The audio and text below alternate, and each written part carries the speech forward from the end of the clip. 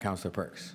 Thank you very much. To the Chief Financial Officer, the report speaks to potentially using development charges as part of the funding.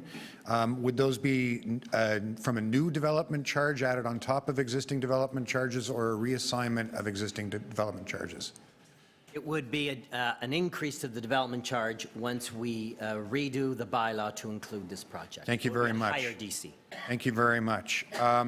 The term sheet speaks in two places to the idea that if we want to provide additional frequency or our own trains or anything that is called SmartTrack beyond Go RER, we pay additional capital costs and for the additional operating costs. Am I correct in that? That's correct. We would pay incremental costs, yes. So the 6 stations that are here, the reason we're paying for them is that they weren't part of the original SmartTrack service concept, or sorry, RER service concept? That's correct. So what we're paying for here is to build the stations, not to have trains stop at them.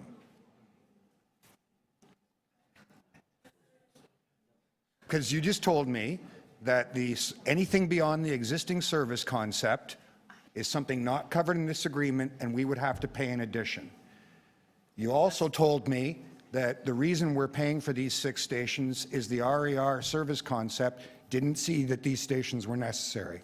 So all we are paying for here is to build the stations, not to have trains stop at them. Well, that's not correct. What we said. Where was my reasoning wrong? What we said in the previous questioning, and that what this the terms commit to, is that we pay 100% of incremental capital costs. That's been estimated net $2 billion. Yes. And we will pay 100% of the incremental operating and maintenance costs. Which are not identified in here. Which are not identified, but we know are going to be So something as I more than said, zero. we're paying to build stations and not to have trains stop at them. No, with absolutely. what's in front of us here. Through the mayor. There would be additional costs if we want the trains to actually stop at these stations.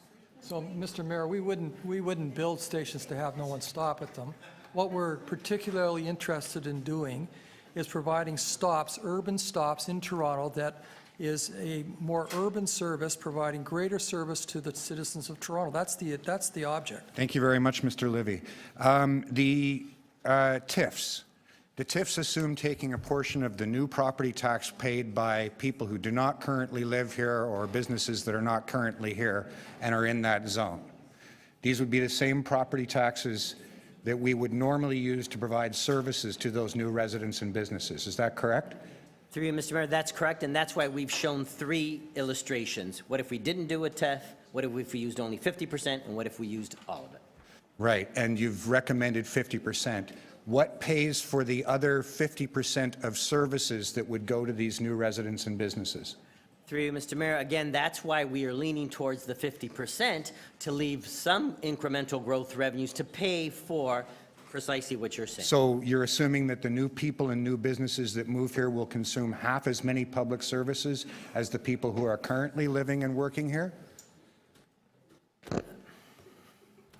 Okay. We haven't done I'll take that. that as your answer.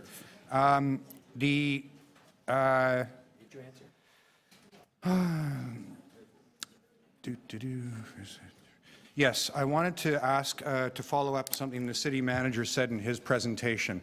The numbers here do not include any risk costs, and I understand this will be done through Infrastructure Ontario, so they would use the risk cost modeling that they typically use, and doesn't include financing costs. On just sort of an order of magnitude basis, would those typically increase the numbers that we see in front of us here by 1 to 2%, 10 to 20%, or 100 to 200%? Just an order of magnitude. Certainly not by double, but it will be a factor of a third or something like that if we go in terms of the basic cost to construct versus the cost to add risk and other elements. And I might add that you are entirely correct. There will be additional costs associated with the provision of the actual transit. And frankly, we would hope those costs would be real because they would be reflective of the additional ridership and use. Yeah, absolutely. Yeah. So speaking of additional ridership, point, we have also included a 50% contingency in the costs that are in there. So these costs include a 50% contingency. So whose answer is correct? The city manager that I should look at these and increase them by a third? Both are correct. That's correct? Okay, fine. That's all I needed then. That's all I needed Greater then. than 50%, because right now we do not have precisely those costs that the city manager. Thank you very much. To the TTC, it's understood here that we're picking up a whole lot of new operating costs when the Eglinton Light Rail line comes on. Will you be able to offset those costs 100%, including the cost of all new riders that you say you will be attracted to this line through efficiencies in current service, or will it have an impact on service or fares down the road? This line will open about 5 years from now, and yes, it will have an impact on fares and services at that point in time, and we've got the 5 years to determine what that is and how that would be funded. Thank you.